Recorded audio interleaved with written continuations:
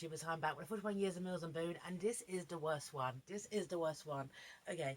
Now, it's part of a kind of free book collection called Sinful Revenge, okay? However, I'm only going to be reviewing one of them, okay? Because the project's coming to an end. I don't want to keep going with this. 41 years of Mills and Boone, and I'm actually in my 42nd year, and I won't be 42nd years of Mills and Boone, okay?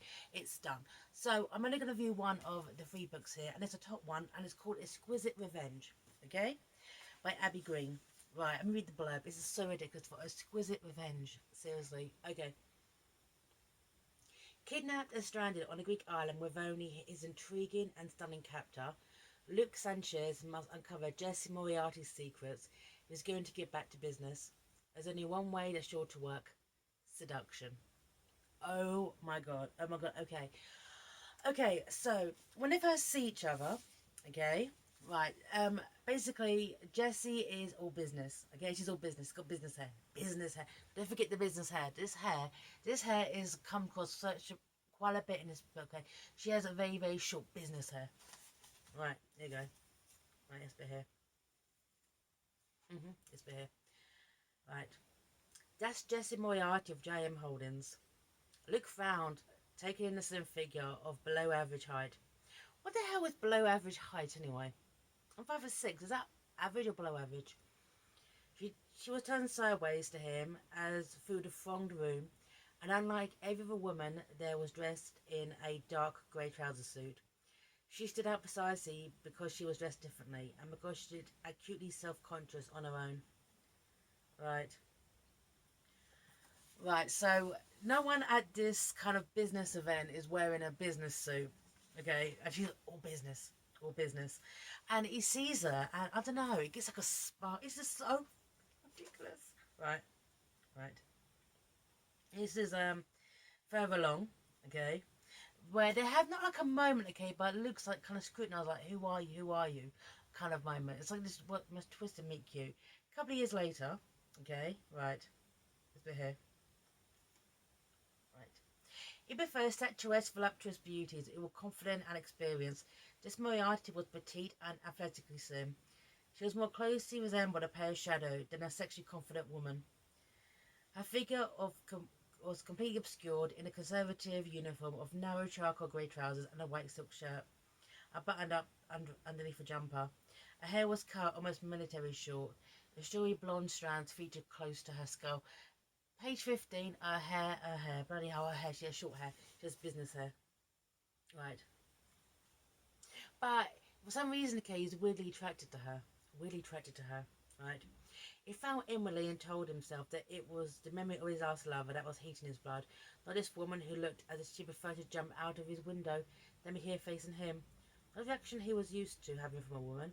He wondered idly if his solicitor had been right. Perhaps she was gay. When did this book come out? Oh yeah, 2012. Okay, 2012. So of course she's all business, right? And the fact is, okay, in her life, Jessie, no one she reminded me of. You know, she lives alone. Okay, she basically has nothing. Okay, she just lives out of. She's like she's totally minimalist, okay, because having stuff, no, she has her revenge, she needs to get revenge, okay, not on Luke, okay, right, right. She placed down her cup and walked to the window, leaning her forehead against it, a hand on the glass either side of her shoulders. Joanna, the thick glass between her and the view, struck her with a sad note. All her life she felt somehow separated from everything around her. Okay, yes, in her apartment, but it hasn't got stuff. Okay, which because she wants to get revenge. Okay, right. So she suspects that Luke is basically going into business with this construction company. Okay, and she wants to basically destroy the construction company. So to stop this business all going through, instead of just talking to Luke, instead of just having a conversation with us, saying, okay, what is going on with this? Okay, what is construction firm, which we both want. Here we go. Right.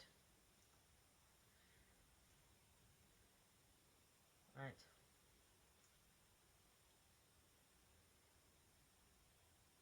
She drugs him, and she basically diverts his plane, and she kidnaps him. Right. Well, Miss Moriarty, fancy meeting you here. Are you going to tell me who I am? His voice dipped with ice. You could see Jessie's slim throat work as she swallowed. The fact that she wasn't as cool as she was obviously striving to appear did nothing for his temper levels. So she supplied Greece. It's a privately owned Greek island which I'm renting.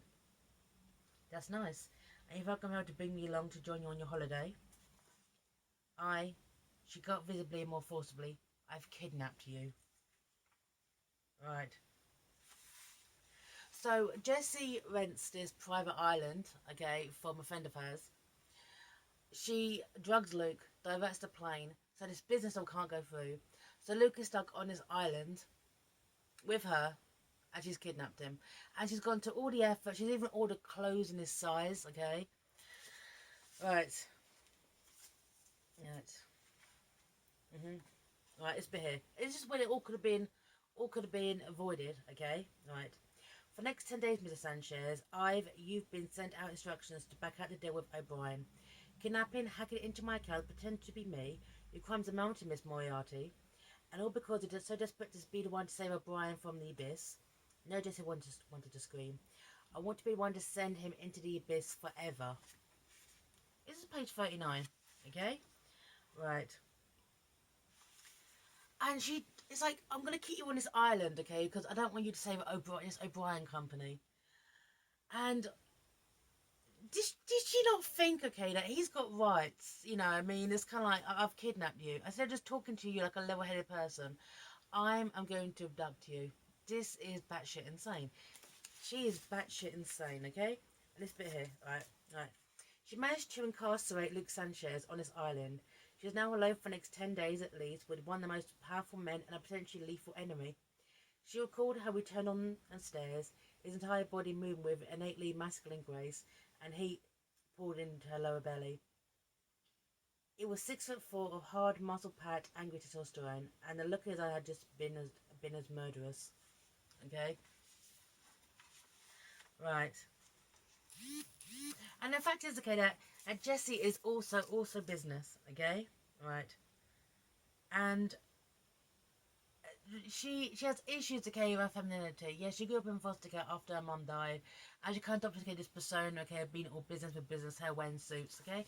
Hey, if that's your style, you do you. I mean, oh man, so many women pull off that look, it's ridiculous. You know, sometimes, okay, you see a woman wearing a business suit, and, you know, especially with the cropped hair, Greta Garbo. Honestly, yeah, you know what I'm talking about here, Greta Garbo. No one could look as good in a suit as Greta Garbo. So that was iconic, that look. Right. But Jessie's not happy with deep down, okay? Deep down, she wants to be a lady. She wants to be feminine. Right. She reflected to herself that she never consciously set out to favour less feminine apparel. But the fact is she didn't own anything remotely soft, not even one dress. You know, you're rich, darling, you could just buy one. She looked at other women sometimes, and something very secret inside her envied their easy femininity. The way they revelled in it and celebrated it. Hers had been locked away for so long, she didn't even know if she could explore it. And one concession to her hidden femininity was a love of opulent perfumes. The more highly essential, the better. Right. Luke's caustic comment that she might be gay mocked her. What? Why? He just asked if you were gay. Literally, he asked if she was gay, by the way. I forgot to mention that. Okay? Some of Jessie's closest colleagues were gay, and in truth she envied them in their confidence and freedom of expression. He should share their preferences.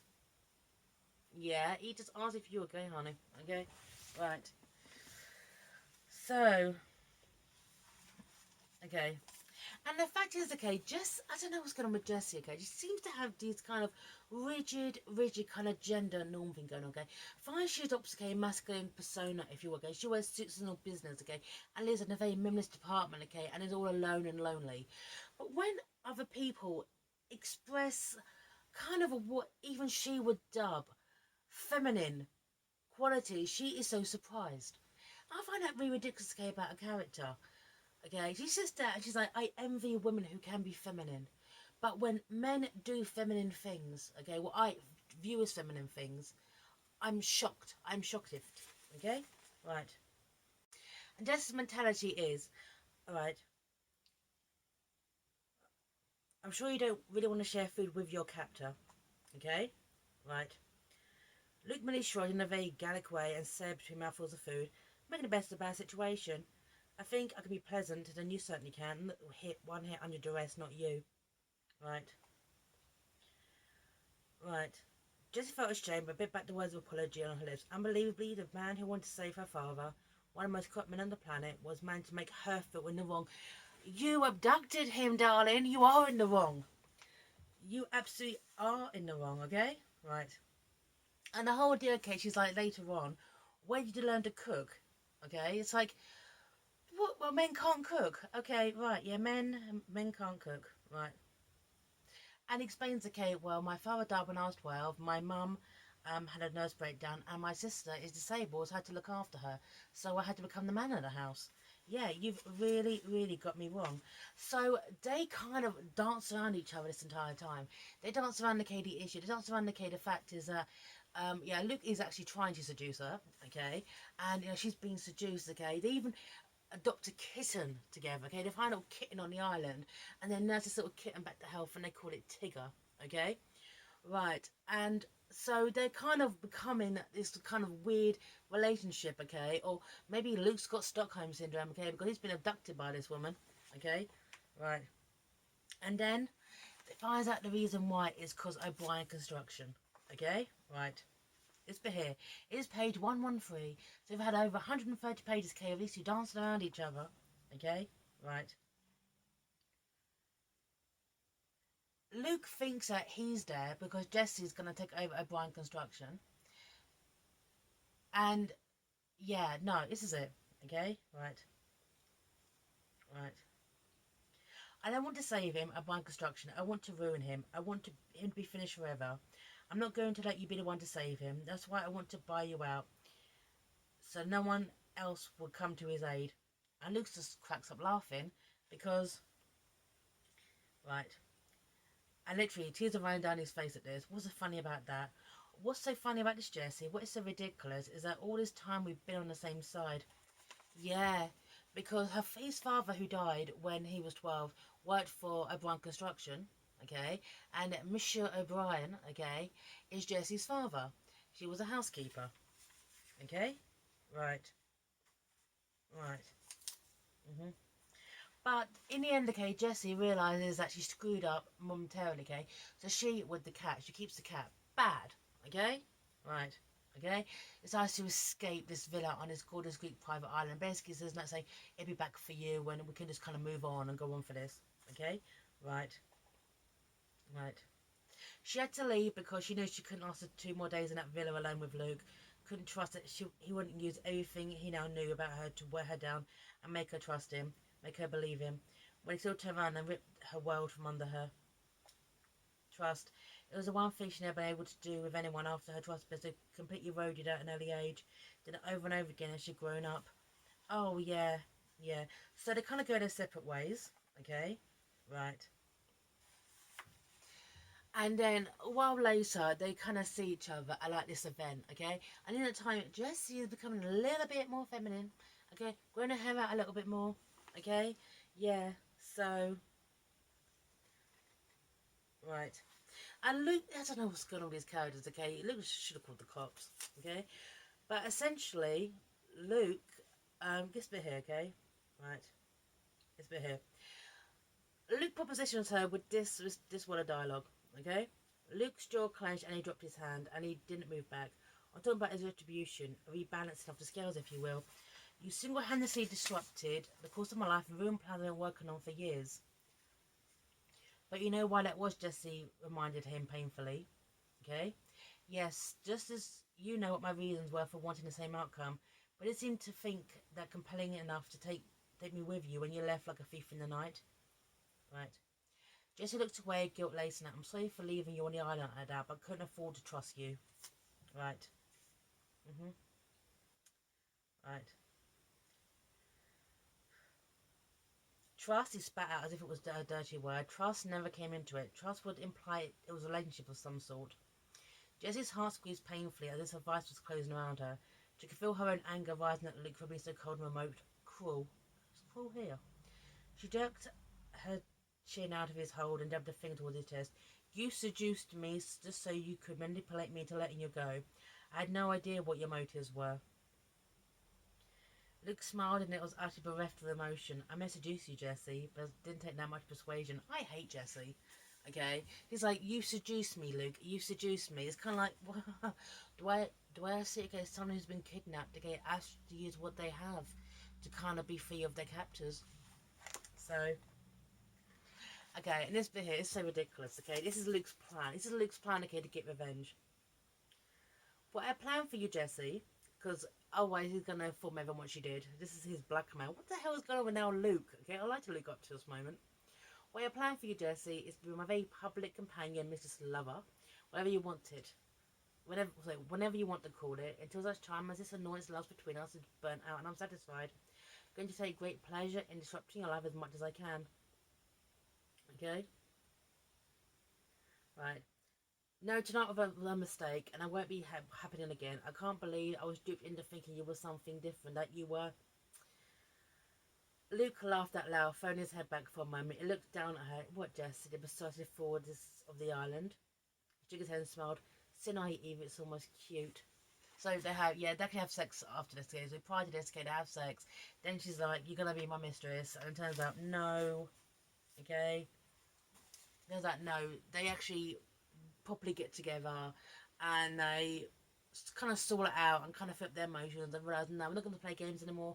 We're going to make it work. We're going to make it work, okay? And Jesse, okay, right. But there's this bit here, okay, where okay, this bit here, okay. Some hair flopped onto her forehead, and Jessie pushed it back, and joined as proof in her life that she was changing in such a ways all the time. She's growing her hair still. She's growing her hair. Her hair's now floppy. Her hair's more feminine. She's infinitely softer than she had been. Even her clothes were softer.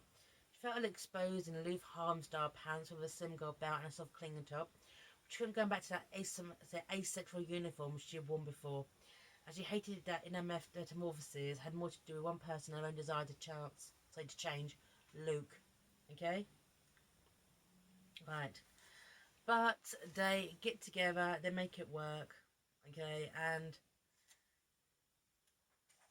they get married and they sort it out. But just the premise is ridiculous. You know how everything could have been avoided, okay, if Jesse had just said to Luke, don't buy out this company of a Brian Constructions. He is my father. He's an horrible man. Just don't go for it. And he would have been like, my father worked for your father, okay, and he died on the job, and my family suffered because of it. We should join forces, okay? The whole thing could have been avoided. And one thing that really, really annoyed me, okay, is everyone. There's one point later on in the book where Luke is at this event with his sister, okay, and she meets Jessie, and her first words were to her, and I get, okay, that she is on the spectrum, and she has a V kind of situation, and her first words to Jessie are, your hair is too short. You're pretty, but your hair is too short.